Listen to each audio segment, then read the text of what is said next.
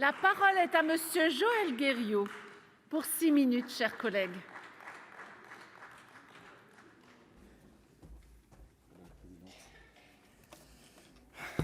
Madame la présidente, monsieur le ministre, monsieur le président de la commission des affaires sociales, madame la rapporteure, mesdames et messieurs, mes chers collègues, grève par procuration, grève perlée, grève tournante, grève surprise, grève de solidarité, la grève sous toutes ses formes, il y a ceux qui la font et ceux qui peuvent être amenés à la subir.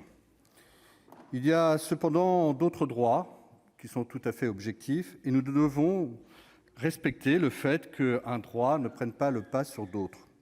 Nous avons vu ces derniers mois le droit de grève faire échec à la liberté d'aller et venir, à la liberté du commerce et de l'industrie, à la continuité du service public. Les PME ont particulièrement souffert de l'absence de leurs salariés. Eux-mêmes ne peuvent souvent pas faire grève, sinon au risque de perdre leur emploi.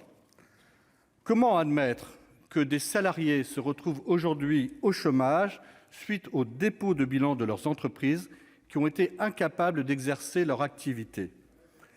Les transports publics sont en effet essentiels à l'exercice de bon nombre de nos libertés. Beaucoup de nos concitoyens ont ainsi été dans l'impossibilité de se rendre sur leur lieu de travail. Beaucoup de commerçants ont connu une faible fréquentation à un moment où il aurait dû être pour eux le meilleur moment de leur chiffre d'affaires. La grève est plurielle. Il y a celle qui a pour objet d'appuyer les revendications professionnelles dont la satisfaction dépend de l'employeur lui-même. C'est alors un outil de négociation dans les conflits du travail. Mais il y a aussi des grèves qui appuient des revendications professionnelles dont la satisfaction ne dépend nullement de l'employeur. Qu'aurait pu faire le patron de la SNCF ou de la RATP dans le domaine de la réforme des retraites? Pouvait-il retirer cette réforme? La grève, nous dit-on parfois, est faite pour gêner. Oui, et pourquoi? Et qui? Ceux qui l'ont subi dans les transports collectifs sont des usagers qui n'ont pas le pouvoir de retirer un projet de réforme. C'est donc à la démocratie de trancher sur ces sujets. Nous assistons ainsi parfois à des abus. Abus du droit de retrait, derrière lequel la grève peine à se dissimuler, abus du droit de grève lui-même, chaque fois qu'il est détourné de sa finalité ou que des conditions de sa légalité ne sont pas respectées.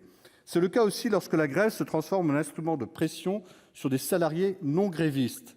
Ces pressions sont illégales et inacceptables. Il ne faut pas l'oublier.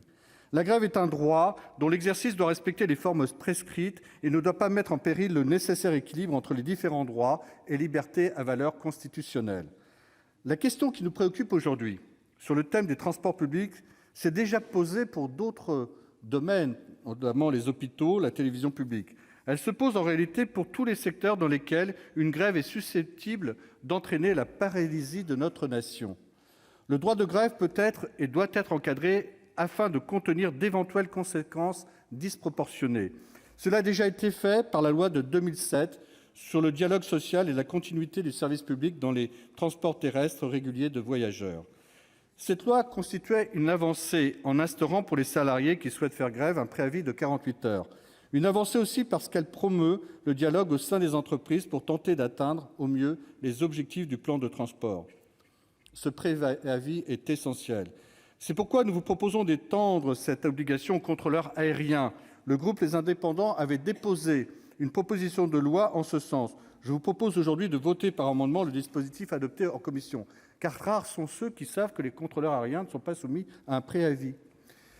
La loi de 2007 ne permet cependant pas d'empêcher les situations de paralysie, a fortiori quand les revendications professionnelles ne dépendent pas de l'employeur. La proposition de loi que nous examinons aujourd'hui vise à établir un service minimum effectif afin de satisfaire aux besoins essentiels de la population. Le pouvoir de réquisition de salariés grévistes existe déjà dans le droit actuel. Il appartient au préfet, et cela dans le même but de satisfaire aux besoins essentiels de notre population. Nous sommes sensibles à ce que les collectivités locales puissent également exercer cette faculté de réquisition. Celle-ci ne trouvera à s'appliquer que lorsqu'elle est strictement nécessaire à la satisfaction des besoins essentiels. Nous devons cependant veiller à ce que cette nouvelle prérogative ne soit pas porteuse de risques juridiques pour les collectivités de nos territoires.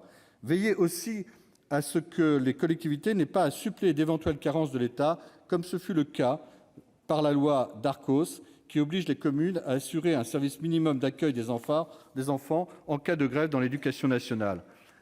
Par ailleurs, nous considérons que, quand elle est nécessaire, la réquisition doit être immédiate, et c'est le sens d'un amendement que nous vous proposerons de voter tout à l'heure. Nous voudrions aussi encourager les personnels grévistes réquisitionnés à pouvoir se distinguer par un signe pour signaler qu'ils sont en grève. Cela permettrait aux grévistes réquisitionnés d'être respectés dans leur volonté de faire grève. Nous sommes également convaincus que cela permettrait de susciter des échanges respectueux et constructifs entre les usagers et les grévistes, sortant donc d'une logique d'affrontement. Pour toutes ces raisons, le groupe Les Indépendants soutient et approuve cette proposition de loi, en restant très attentif au respect des équilibres entre les différents droits et libertés. Merci.